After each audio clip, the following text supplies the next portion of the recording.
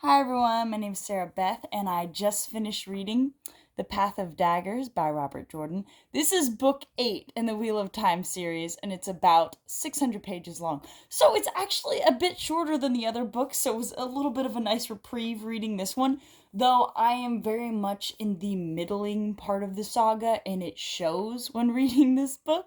So first thoughts, I did enjoy it, but I'm going to put it out there now in case anybody's curious.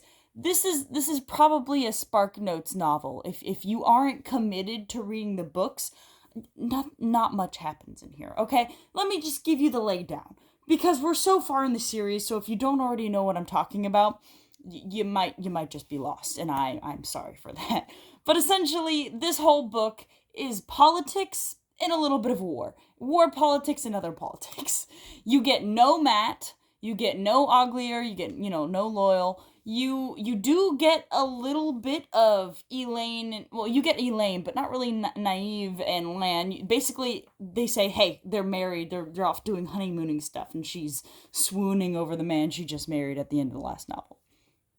And we know that he's dying because of the previous novels, and the fact that he lost his Aes Sedai, but I guess he's fine for now. There was like one mention to his black eyes, but he seems happy to be with Naive, so who am I to judge? Egwen is off on her own, trying to basically show that she is the Amerlin seat. She is the head of the Aes Sedai, but they're kind of treating her with kid gloves because she's a child. She's a literal child in comparison to them. And then Rand is over with Min, and they're all lovey-dovey and whatnot. And he's not with her for this novel for most of it. He's off battling Szechuan. There's a lot of battle. But I will say this. This definitely, for most of the novel, it's fine. But anything with the Szechuan, once again, mispronouncing everything. But this is how I read it in my head. But with the Szechuan, essentially, with their Dame and the Saddams and everything, he wants to push them out of the continent, obviously, because they've returned. That's what happened at the end of the previous novel, and that's why Matt is missing. We have no idea what's happened to Matt. No clue.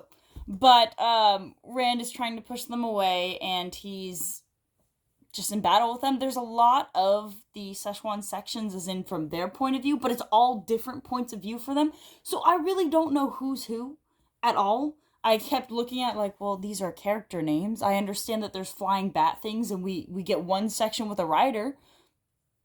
Not that it helps me. I think we get one section with one of the squad leaders. He's of the blood, something along that line. So I'm getting an idea of their system. I guess that's what they're giving it to me. But there's just so many names thrown at me that I'm just not going to remember. I really try to, and maybe if I read this multiple times, I would. But once again, each of these books are over 500 pages. Most of them are closer to the 1,000-page mark, and so I mean, kudos to you if you read this series regularly and understand all the characters. But I personally couldn't. As for the writing, it's quite well done. This is 1998. Robert Jordan has really become into his own. This is just very much the middling novel. Not a lot happens in it, but politics and a bit of war. Just, which is intriguing. It's fun to read about, but if you're trying to move the plot forward, I'm like, not a lot actually happens. And everything at the end is a cliffhanger. It's all cliffhangers. So, spoiler, but the whole ending is just a giant cliffhanger. Like, you're going to read the next book. Book 8 can't possibly be the last book in the series. So, I think that probably, yes, this is definitely a Spark Notes novel. But it's fun to read. I don't think it's as fun as, I believe, Lord of Chaos was the last one I was really having. A Crown of Swords was great too, but Lord of Chaos is my current of the middling novels favorite. For some reason, I also hold this. This is not a middling novel, but I think right now my favorite is still The Great Hunt: The Search for the Hermit of Lear. But as of thus far, I'm enjoying the series. Okay, I'm 8 books in. I understand the characters, and I do love the world that's being described. A lot of this book is just world building. It's more of explaining, hey, this is how the wise ones are treating everyone else. You have this really old Aes Sedai, Katsuane, who was brought up in the previous novel, and she's just a very interesting part of the Aes Sedai because she has retired but come back, and she's one of the elders.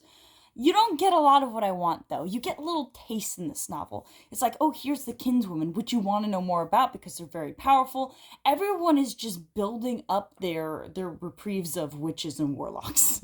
That's this novel. It's like, hey, we're building up the Black Tower, building up the rebel White Tower, and then there's also Eleda. She gets one section. She gets one section in this entire book. Maybe two sections. All I'm saying is that within a few chapters, you just get her once. That's it. I do love the almost rebel faction she has operating under the White Tower. Hearing about that, even though she spurred them on, the look for the Black Aja is definitely a fun read for me because they're still sworn to the tower being whole.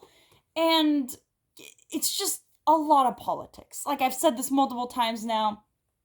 That's the book. There's not really much else for me to say. The prose is good.